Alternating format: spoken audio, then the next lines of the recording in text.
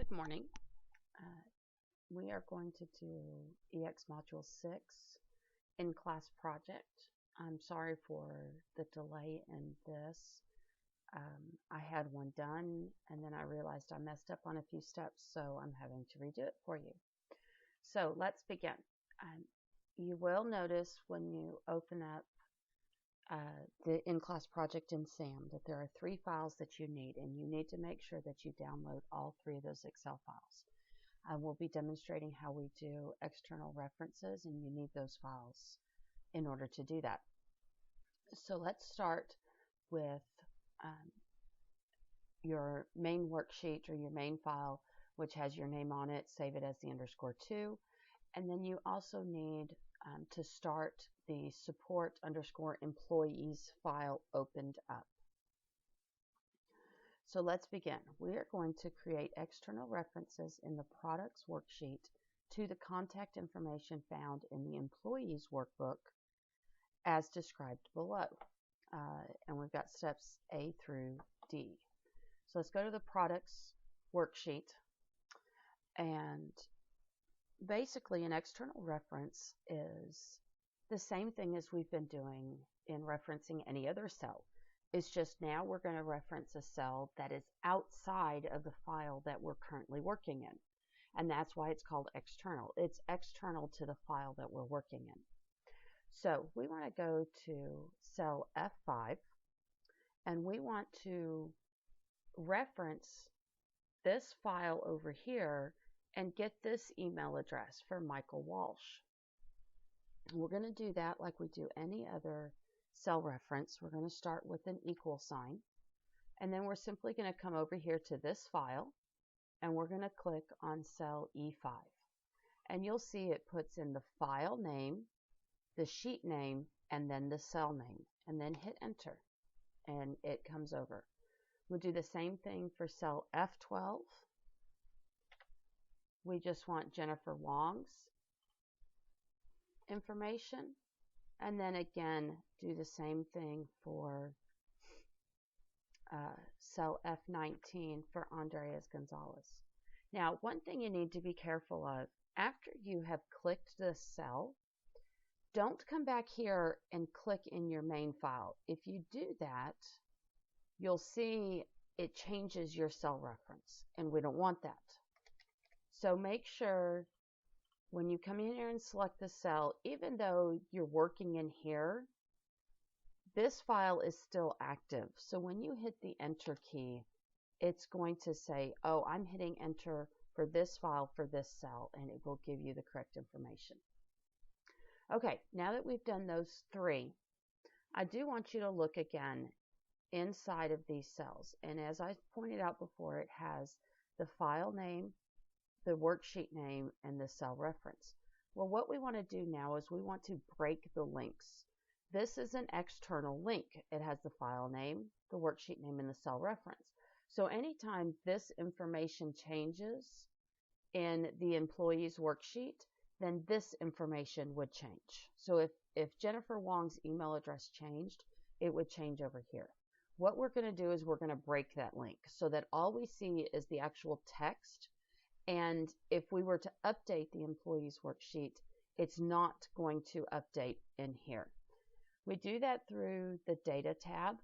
So you go to the Data tab on your ribbon, and over here on the left-hand side is Connections. And we're going to choose Edit Links. And when you look at this, it comes up and it says, okay, in your entire file, we have one external link. And it's for the employee's worksheet, or the employee's file, which is what we were just doing. And we can open the source, we can change it, we can update the values, but in our case, we want to break the link. And so we're going to say break link, and it comes up with this warning saying, hey, you can't undo this. Are you sure you want to? And we say yes, we want to break the links. And then close this window. And you'll see now when you click in these cells that used to have links, now they are just text. Okay, once you're done with that, you can close the employee's worksheet file, and you want to open up the sales file if you don't already have it open. So we're going to come back over here, and step 3, we're going to create external references in the revenue to date worksheet. So revenue to date to the sales information found in the sales workbook as described below. So we're going to do the same thing as we did with the previous file, only this time we're not going to break the links. So we're going to click in here in cell C5, and we're going to say equal, and then we're going to select cell D4 in the sales file and hit enter. And we're going to do that for each of our cells. Notice when we put that in there, this cell reference comes in as an absolute reference. Because it's coming in as an absolute, and yes, you can change that, but because it comes in an absolute, you can't just copy this cell down and it would update the information. If you changed it to a relative reference, you could do that and it would work just fine. But if you change it to a relative reference, Sam is going to count it wrong. So just don't do it. Okay, we've done all 4 of those. This is the total you should come up with. And if you notice, if I come over here to this sales worksheet and I'm going to change this value to 60,000. When I change that value to 60,000, you'll notice over here it changes also. So that kind of gives you an example of how these files are linked. And I'm going to undo that so that our information is correct.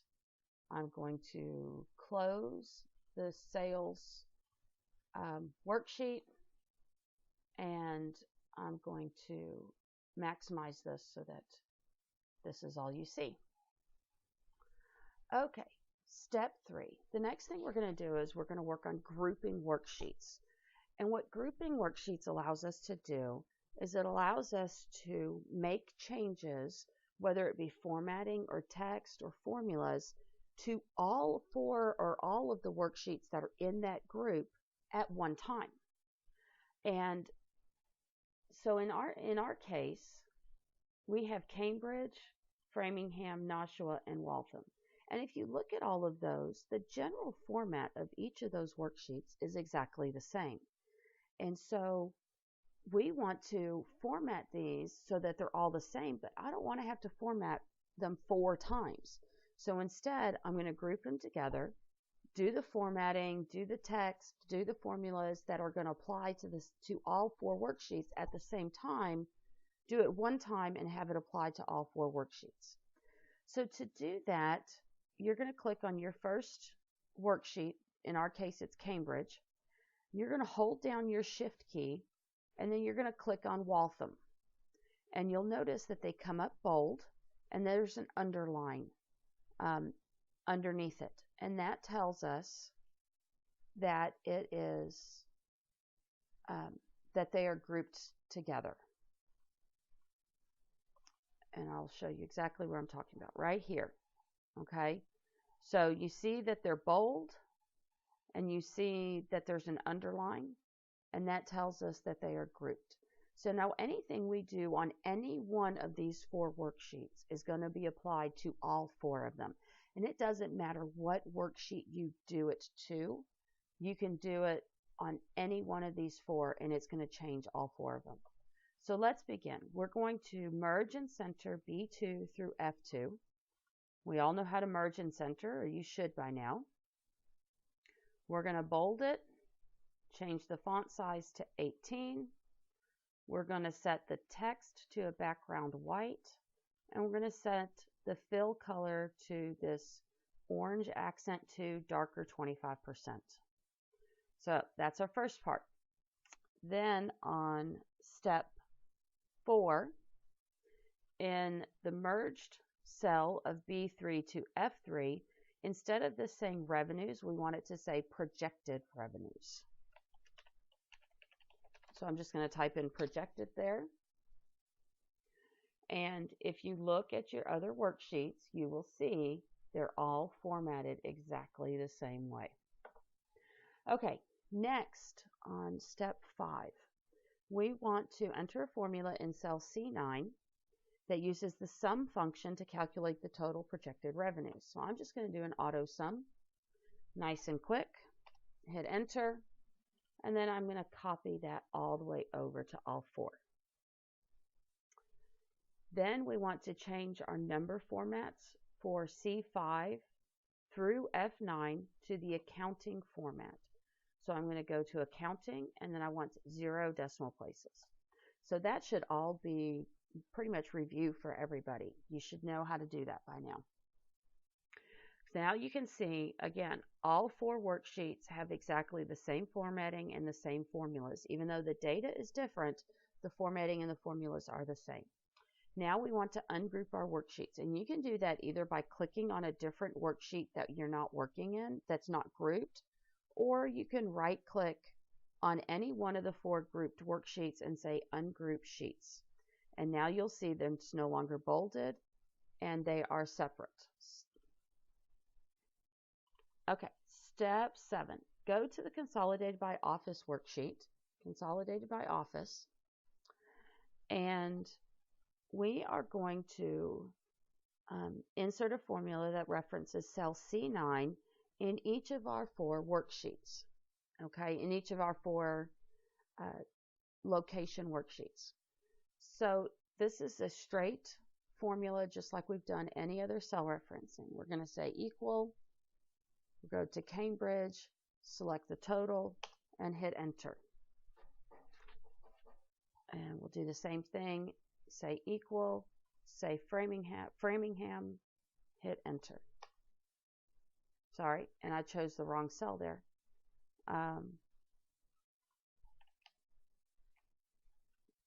So choose Framingham. You need the total, cell C9, and hit enter. Equals Nashua, your totals for 2014, and the same thing with Waltham.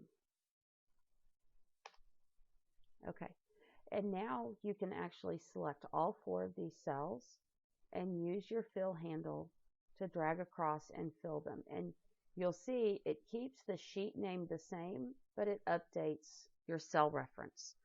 So the sheet name should be Framingham on all of these, but the cell reference changes.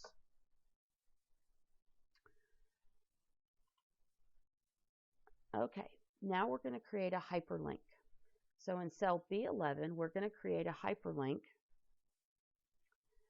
to the Consolidated by Product worksheet, cell A1. And so that's basically so that we can click on that link and it will take us to this worksheet.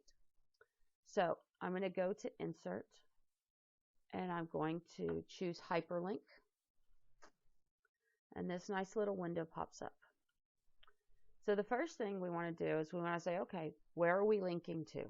Well, we're linking to a worksheet in this document. So I'm going to go to Place in this document, and I'm going to scroll down here and choose Consolidated by Product. And then you'll notice the cell reference is already set to A1, so you can leave that alone. Now, the text to display, we don't want to display this. That is gibberish to most people.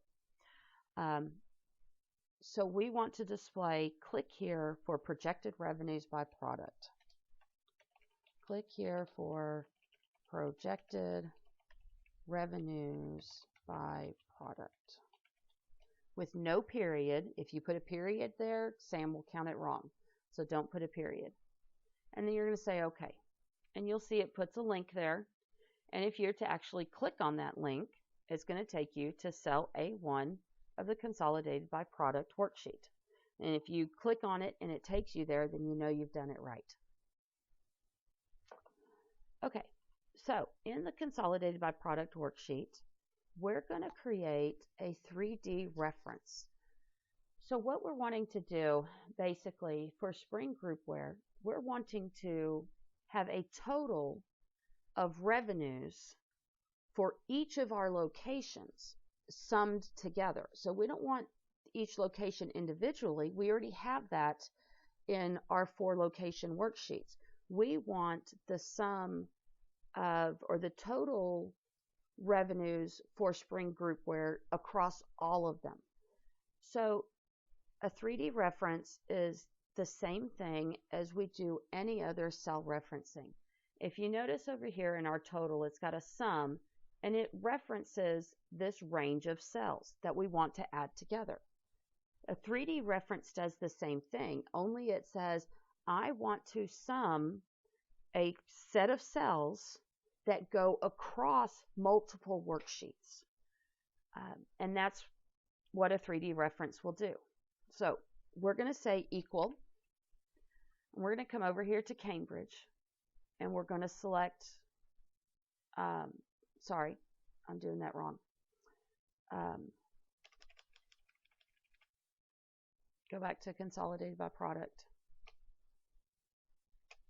We need to sum it first. So we need to put our sum function in there. So we're going to do an equal, and we're going to say sum, and we're going to open our parentheses. Then we're going to go to Cambridge, and we're going to select cell C5, which is our 2014 revenues for spring groupwear. The next thing we're going to do, because we want that same cell from all 4 of our locations. So we're going to hold down the shift key, and we're going to select Waltham. And you'll notice now it says Cambridge : Waltham, and then cell C5. And then you'll close your parentheses and hit enter. And this is what you should get. Now, notice that C5 is not an absolute reference. It's a relative reference. So when we can actually use this fill handle to fill in all of our remaining cells. Now, one thing to be said is when you do this, you'll notice the sheets don't change when we do that. Only that cell reference changes. So I'm going to drag down and fill this, but I want to make sure I do a fill without formatting because we want our formatting to stay the same. And mainly our colors, because we've got, our cells are shaded a little bit different. And then I'm going to take my fill handle and I'm going to drag across. And then that's going to have all of them filled in.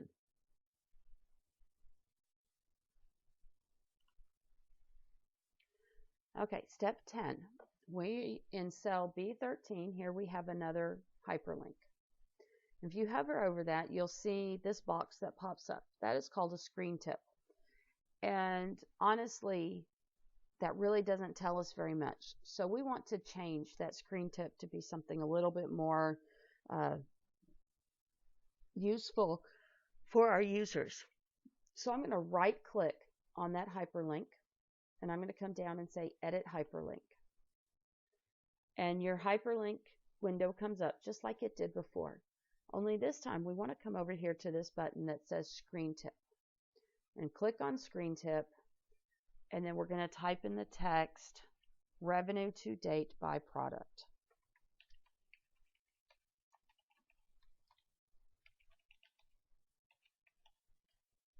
Hit your enter key again without a period and say OK. And now when you hover over this link, you'll see the screen tip has changed. Okay, step 11 and 12. We're going to group worksheets again, and we're going to add headers and footers. So this time we want to group Cambridge through consolidated by product. So I'm going to click on Cambridge, hold the shift key, and go to consolidated by product. So we've done all of them. Then we're going to go to the insert tab, and we're going to say header and footer. So we want to add headers and footers. So in our center header, we want to put the sheet name. And the sheet name is up here in your header and footer design tools, right there for sheet name. So I'm going to click on sheet name, and that's what it says. And then in our footer, in our center footer position, we want to say confidential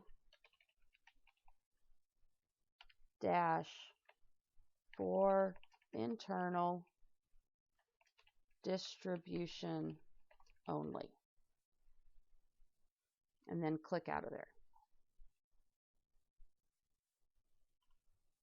Okay, step 13. Once you finish the header and footer, you can ungroup the worksheets. So ungroup your sheets. And if you go to each one, you'll see the sheet name, Cambridge, shows up on Cambridge, Framingham, Nashua, Waltham, Consolidated by Office, Consolidated by Product. But you'll notice that the footer stays the same because we didn't put a tag in there for it to change. Okay, step 13. This company is opening a new office in Manchester, New Hampshire. So we want to create another worksheet that looks like these that's entitled Manchester. So we're going to right click on Cambridge and we're going to go to Move or Copy. And we want to make sure we say create a copy because we're copying it. We're not moving it, we're copying it. And then we want it to appear between Framingham and Nashua because these worksheets are in alphabetical order. And M for Manchester comes after F and before N. So we're going to click Nashua because it says before sheet. So before the sheet Nashua, we want Manchester to appear. And we say OK. And you'll notice it says Cambridge and it has a parentheses too. Right click on that and say rename and change it to Manchester. Okay, now with your Manchester worksheet selected, we're going to come in here and we want to change this Cambridge to say Manchester.